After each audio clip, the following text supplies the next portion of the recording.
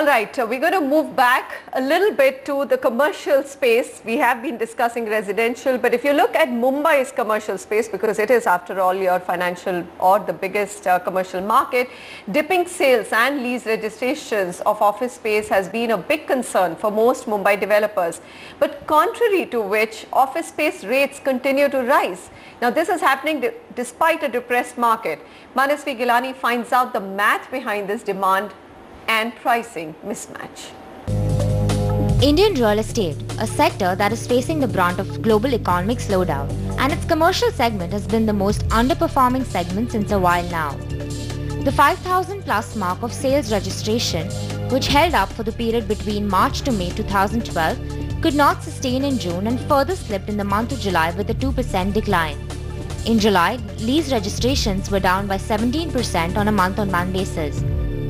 Bombay really saw a negative position where commercial spaces were not available at affordable prices and in adequate quantity. At such a stage where the office market scenario looks great, it is intriguing to know if developers have braced themselves enough to take on the challenge or have decided to defer the execution plans. If you're at a construction stage right now, you pretty much don't have much of a choice. Unless you've been able to create a really high quality product and express that. If you already have an office building which is partly unoccupied as a developer, you are probably only lowering the rates is where you're going to fill them up. I don't see this as a negative market at all. Mumbai should actually celebrate that you are able to get large floor plates of commercial spaces. People can bring offices to Mumbai, and people would love to bring it because there's very good human resources available. Tough times for Mumbai office space absorption continues. The paradox though is that the oversupply is not really translating into fall in its prices.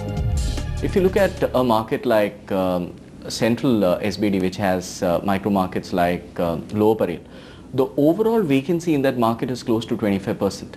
But if you only look at grade A, non-IT office space, that comes down to 5%. Similarly, in Andheri and western suburbs, overall vacancy at around 24%. But if you look at only grade A and non-IT office space, that drops to around 10%. Over the next 12 to 18 months, we expect rentals to go up anywhere between 10 to 20% in many micro markets within Mumbai. Rents and capital values in Mumbai's micro markets like Lower Parel, Andheri and other western suburbs have risen by 5% in the last 4 to 5 years, and experts feel the trend will continue. It's only when the dynamics of Mumbai's commercial market are thoroughly mapped out, industry players will heave a sigh of relief. Manasvi Gilani, NDTV. We're going to be back in just a jiffy, and when we come back, we'll have a lot more lined up for you. Meanwhile, goodbye. Thanks for joining us.